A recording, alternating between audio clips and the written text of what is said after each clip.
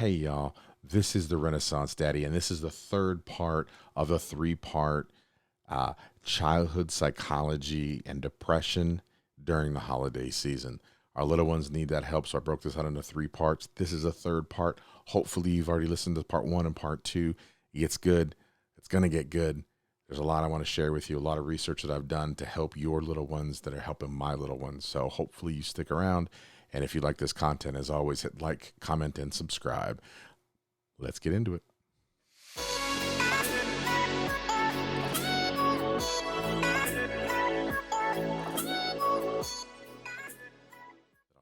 drop you off. Let's put them in the middle, right? They don't need to know it. They just need to know what, who, where, what, when, why, that whole deal. And they'll be good. Okay. Make sure that you maintain. This is a hard one, really. And I was doing research, and I want to say that it's a hard one because it says they want you to every psychologist or therapist wants you to maintain a relationship with friends and family, but in a COVID world that we live in, I'm going like I'm trying to attack you. In a COVID world that we live in, it's kind of hard to maintain friends and family, right? So I'm trying to do that as much as possible in terms of when I go pick up my daughter, 99% of the time, or at least 90% of the time, especially as of late in the last month or so, my mom is on the phone, right? And my daughter sees my relationship with my mom, and hopefully she eventually then turns her relationship to her mom. And then, I tell her that I go to lunch every once in a great while with a friend of mine, right? So maintaining a normal, healthy relationship with friends and family. Now, the reason I say this, because my daughter is very, very sensitive to the friend. Okay. And it's because, and here's the bottom line for men or for women. If you have a person of interest that is more than just a friend, just be straight with that. Like, honestly, age appropriate. Come on now, but be honest. Because kids are a lot smarter than you give them credit for. So if this is daddy's friend, and she's, this 5'2", 5'3", drop dead gorgeous blonde lady. Come on now, or whatever your thing is. And vice, same goes for women, right? This is mommy's friend. Because what ends up happening is they get the term friend kind of mixed up, and then there could actually be a friend, and then that healthy, non-healthy, it's all about words, but it does impact their minds, right? Their little minds. So when you have a friend, make sure it's just a friend. And if you have a relationship or a budding relationship, or I'm dating a gentleman or a woman or a lady, just be straight with it. Okay. I'm not saying you have to wait 2-3 years. I'm saying that individual should not be in that child's life for at least 2 years.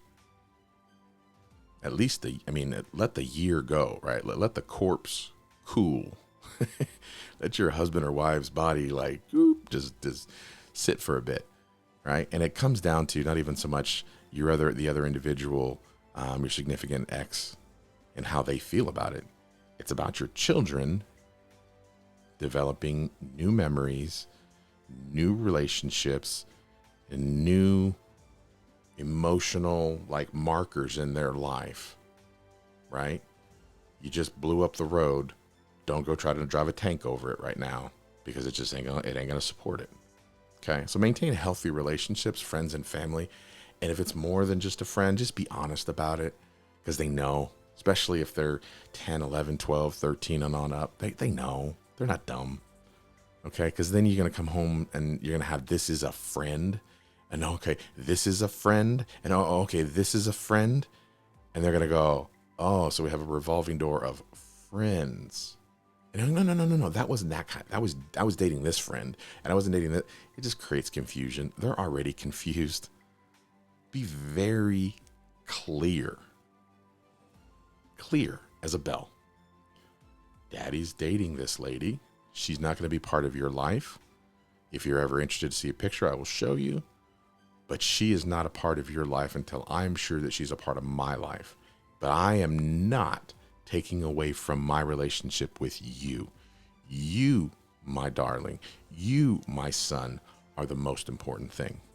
Because especially if they're young, if you remember in the very beginning of this, I said when they're very young, you know, early grade school type age and younger, that's the thought process of mommy or daddy can stop loving mommy, the other, you know, if mommy can stop loving daddy or daddy can stop loving mommy. And I didn't think that was possible because they can't process that. Now mommy's going to stop loving me. And now there's now mommy or daddy is loving another person. I'm confused. Okay, so, and when they get into the grade school years, it's my fault. He did this to me. If you can throw them away, you can throw me away. Okay? Very cognizant of that one. So maintain healthy relationships, but just be very clear with what they are. Okay, and remain consistent, right? That's a big one. And when I say that, it goes back to the 50-50 rule, right? Or the thirds if it's on a 3-year plan. So try to remain as consistent as possible. Like I told you guys early on in, I think it was podcast number 1, you can get it on YouTube or Spotify, but it was, be consistent, right? Every single time my daughter comes home, we do the same exact thing. The dogs come out, we put their vests on, we take them for a walk. They get used to her. She get used to them. She gets her energy back. Boom, boom, boom. We go out to dinner. It's just her and I. We talk, and there's no other distractions, no phones, no nothing. And she vents. And usually it's in the car on the way to dinner. I try to find somewhere where we're driving for a while because that's just how she does it. But just understand, remain consistent, okay? And then monitor your older kids, right? You need to make sure that they're okay, because they're not going to tell you that they're okay. I'm going to tell you right now, they won't tell you they're okay. For the most part, they're not, right? You just watch them, watch the grades, watch how they're dealing with friends, watch are they lashing out, are they yelling, right? Where is it coming from, right? Maybe they have inner frustrations. Remember, when you're arguing with another individual, generally a lot of arguments with your spouse will go farther than they would ever go with anybody else in the world, because that's a safe space. And so you will, just dump all of your inner stress, anxiety, and pressure onto them. And your kids will do the same thing. So if you see them lashing out at friends that they've had for a long time, or you see them doing those kind of things, just monitor that, because that there's an indication of something more. Okay. Another one is empower your children. That's a big one for me and my relationship with my daughter right now, or it has been since we began, because I understood when I was reading that, I forgot what the book was called in January, and I apologize if I can remember. I'll link it in the description. But it says that, children lose control, or they've lost the sense of control and normalcy in the life that they had before. So try to empower your children as much as possible. Okay? Let them make decisions that they normally wouldn't have made, right? Not every decision. I'm not saying, should I go to work today? No. I mean, what do you want for dinner? How do you want to decorate your room? I mean, things like that. What do you think we should do? Empower them. Give them some control, right? Because the best way to alleviate that fear of uncontrolled anxiety that this is happening to me is to give them something to control. So empower your children to make a decision to control something. My daughter is an active member of this podcast, of the jsanchezorsini.com brand, of voiceovers, of product reviews, of everything that I'm doing. She has control, and I have empowered her. I've empowered her with creating thumbnails. We have every 2 weeks we have what we call our production meeting, where we talk about all the ideas that we talk about here on this podcast, as well as in all the videos that we may produce within YouTube, right? She has I don't like it when you did that. You did this good. She proofs all of my videos. So she has control. I've empowered her, teaching her new technologies. She has a say. If she says it looks like crap, guess what? It probably looks like crap. Hey, hun, what should I wear on this podcast or this demonstration or whatever the case may be, right? When we go to buy a house, hopefully, pray to God, early next year, she's going to be empowered. What do you like? What you don't like? Ultimately, I make the final decision because I am still the parent and the adult, but she has input. And on things that are not like earth shattering, she's got the complete say in what we eat, whether she buys lunch, whether we want to make lunch, doesn't matter. Okay. When we get to our new place, what she paints her room, I don't care. Give her something. The other one is teach coping skills. And when I say this, I do this with Ashley, or my daughter, very, very frequently. And it's how to deal with situations that are scary. So here's one thing that I do. We go out late at night sometimes, and on the weekends specifically, and we take the dogs for a walk, and it's usually pitch black. And we've been doing this for months and months and months and months and months and months, but probably at least the last 10, 11 months. And the reason I've done it is to teach her how to deal with the fear and how to deal with just coping. Like, let's just breathe. Let's rationalize. Okay? Let's learn how to cope with an experience that we're out of control with, which then will lead into how do you deal with the situation you're out of control with in your real life? How do you deal with fear in real life, anxiety in real life, right? Evaluate the situation, evaluate what's going on, look at it. Is it unrealistic or not unrealistic? Is it, I guess I'll use unrealistic. Is it an unrealistic feeling that you're going through, right? And then how do you deal with it, right? Help them feel safe. I do that with her, right? There's nothing that's going to get you. Your daddy's got you, right? When you go to sleep, I'm right here. I'm 10 feet down the hall. And you got your dogs, right? Which I've spent an inordinate amount of time training, right? To listen to her every command and to get certified as emotional support animals, to if you yank or pull her or run away with her, he won't leave her. My one dog will not leave her. He will whimper, he will whine, he will bark. He won't leave her. Ever. And he spends his entire week depressed because he is not with her. When she's back, he's like, white on rice. He's with her. But that helps her feel safe. And if I need to buy another dog to make her feel safe, I will. The other night I went in there and she had 2 dogs sleeping on top of her with a weighted blanket. Now, granted, I like to have it cold in my house, but she woke up, I feel great. I'm like, how did you feel great? You had 110 pounds of dog plus a 60-pound weighted blanket on you. I don't know. I felt great. Okay, whatever.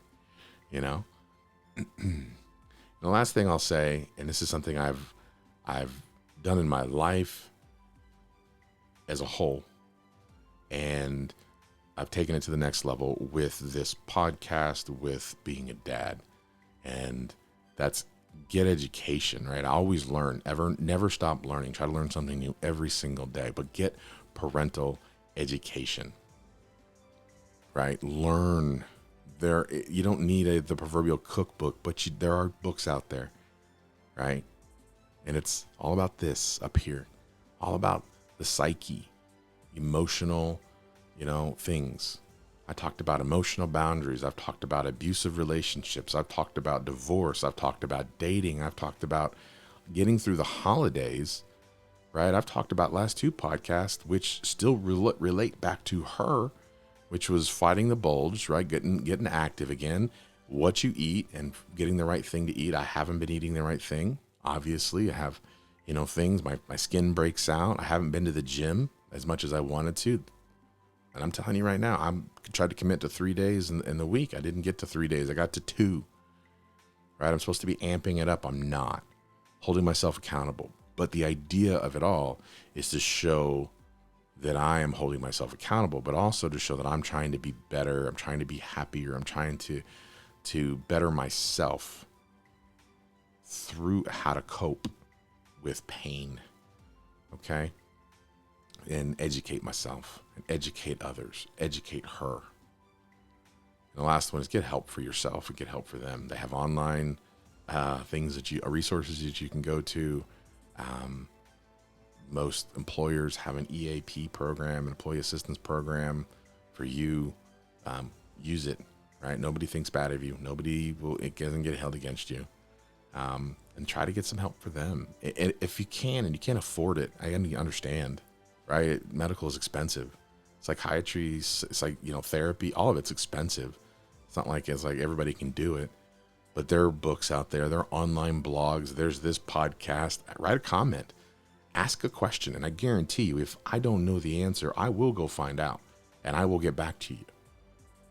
Okay? I will write the answer, I will send you the documentation, I'll do whatever it need to make sure that you're good. But go get help from somebody, whether it's me or you're a therapist or EAP or family. Talk, get it out, get help. Because when you're getting help, they're understanding that they don't have to be perfect. They don't have to be perfect. Right? They can be a deeply feeling individual that's just okay with being okay. Right? Make sure that when you're going through all of this, that what was the big cause of my little last foul up where I'm in the car and breaking down in tears because I screwed up Thanksgiving in my mind, is we didn't plan well enough. Make sure that weeks in advance, what are you guys doing on Christmas? What are you doing on New Year's? What are you doing? Make sure you know. Okay? Because it adds less stress to your kids. Okay? Don't allow scheduling conflicts to get in the way of you and them and how they do anything, right? Be respectful of your spouse, your ex-spouse, I should say, right? At the end of the day, that's a person that you once loved. You may not love them anymore. You may freaking hate them, but put it aside, forgive them. They're human, okay? Barring the one-off events, I get you.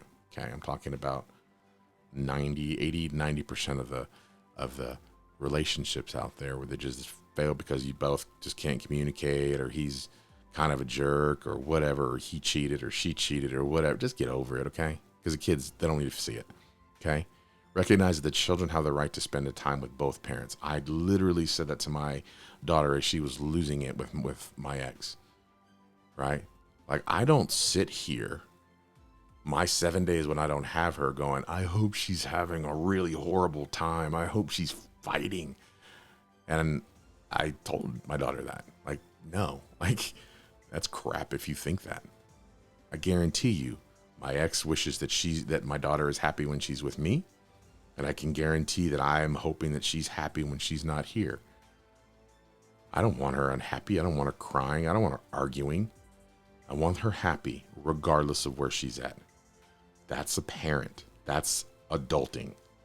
Okay? That is being an adult. That is being mature. Okay? Remember that time with both parents is the best thing for the kids. That's why you're starting to see this 50-50 the custody arrangements. Okay? Be honest about things in your family. Be honest about things that are changing. Let your kids know that things are changing. Okay? And everything's not gonna be the same. 50%. That's all I'm saying. I'm doing a 2-year plan. Okay? Trying to do the 2-year. Things are moving a little quicker on other sides. So I'm trying to do a 2-year plan. I'd prefer a 3, but we're doing a 2. Okay? Things aren't gonna be the same. But we can kind of try to remember, we could try to do a little bit of what we did before. Okay? Understand how you're feeling. Remember? Because if you're angry, they're angry. Okay? And you're going to feel it. They're going to feel that tension. They're going to feel your anger. They're going to feel that. Right? There's no other distractions. I can say that honestly, that when my daughter's here, There's no other distractions that keep me from that. There's nothing that's more important than my daughter. Nothing. I love what I do for a living. God knows I love what I do for a living. But it pales in comparison to my daughter. If I have to go work a kiosk at the mall and sell cell phones or something for a living, I don't want to. I love my job. Love my team. Love who I work with. Love my boss. Love them all. Like literally love them to my core. But nowhere near as much as my daughter. I would do anything for her. And she is the most important thing to me. More than money, more than this job, more than anything. Okay? Show them that you are okay. Show them that they're important. Show them that it's okay to be happy. As much as it hurts, acknowledge that pain, but show them that it's okay to be happy. Make sure that you're out there. Make sure that you're singing. Make sure that you're doing those things and you have the distractions that are happy, and you're surrounding yourself with people that you care about, right? That, when you're you're in a funk, that you pull yourself out of the funk. You don't use them to pull you out of the funk. You pull yourself out of the funk. And sometimes my daughter likes to be my parent. And I have to remind her, stop trying to parent me, But also find quiet time, play games, read books, do those things, right? Watch your favorite movies together. Read books, right? I'll tell you right now, the night before Christmas or the night before we celebrate Christmas, we will do our standard, 'Twas the Night Before Christmas. And we will read it with my dad and my mom. And that is one tradition that I won't break. Just won't. All right. Maintain the familiar things with what you did before. I said I decorated a tree, right? Create those new traditions, decorating trees, doing all those things, right? Understanding how you're feeling, understanding how they're feeling.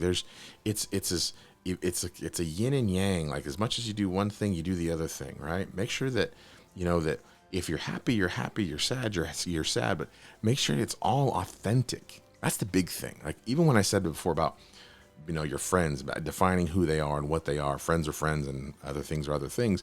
Make sure that you're authentic with it all. If your child's sad, let them be sad. If your child's happy, let them be happy. If you're sad, hey, pull yourself out. You're the adult. Okay? But just be authentic, be real, right? If they start talking about things that are making them sad, those triggers, remember the triggers, right? And go through it. Right? Don't go through old photos and ornaments from years ago. That's just stupid. Okay?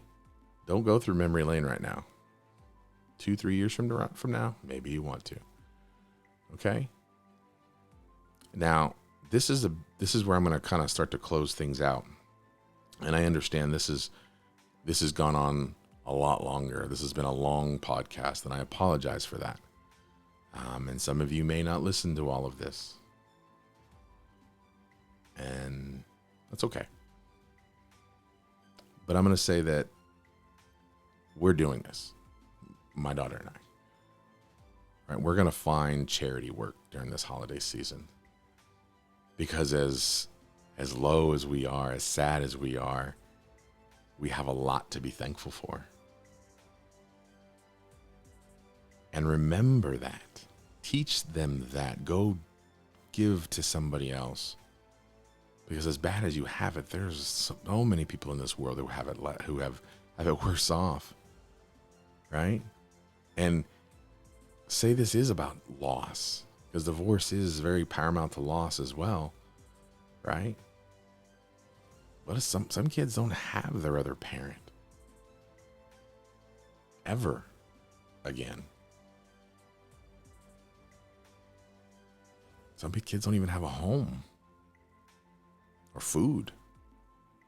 So give to those who are less fortunate. Teach them, right? that